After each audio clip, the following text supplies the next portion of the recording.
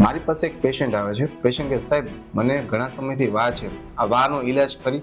મેં એવું સાંભળ્યું છે કે જેમ ઉંમર થાય એમ વા વધતો જાય અને આપણે મરીએ ત્યારે જ વા જાય. તો આપણે એ સમજવું પડે કે વાના પ્રકાર કેટલા છે. આપણે જનરલી 3 પ્રકારના વા રૂટીન પ્રેક્ટિસમાં હું જોતો હોઉં છું.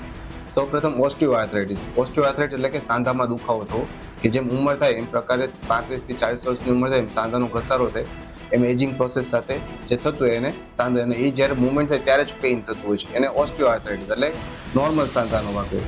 બીજું આવે રૂમેટોઇડ આર્થરાઇટિસ. આ ઓટોઇમ્યુન ડિઝીઝ છે કે જેમાં તમે બેઠા હો ત્યારે તમને મુવમેન્ટમાં દુખાવો થાય, વોકિંગ કરતા હો ત્યારે પણ દુખાવો થતો હોય છે. આ પ્રકારની રૂમેટોઇડ આર્થરાઇટિસમાં જ્યારે તમે તમારી સારવાર કરાવો છો ત્યારે સાંધાના શરીરની અંદર જે સોજો હોય છે હાડકાના ઉપરની સરફેસને ધીરે ધીરે ડેસ્ટ્રોય કરતો હોય છે અને ઇમેજ ખવાતી જતી હોય છે અને સમય જતાં ડિફોર્મિટી એટલે કે આંગળા વાંકા વળી જાય અને હાડકામાં પણ ડિફોર્મિટી આવતી હોય છે. અને ત્રીજો છે ગાઉટ, કે જ્યારે શરીરના જોઈન્ટમાં યુરિક એસિડનું પ્રમાણ વધારે પ્રમાણમાં થાય ત્યારે તમને ગઠિયો એટલે કે જેને ગાઉટ કહેવામાં આવે છે. હોમિયોપેથિકમાં રૂમેટોઇડ આર્થરાઇટિસ માટે પરફેક્ટ સારવાર છે.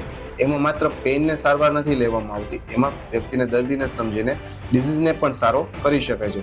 જો તમે પણ કોઈ પણ પ્રકારના વાથી કે એનાથી પરેશાન છો અથવા હેરાન થાઓ છો તો કમેન્ટમાં તમારું નામ અથવા નંબર લખો, હું તમને જરૂરથી રિપ્લાય આપીશ.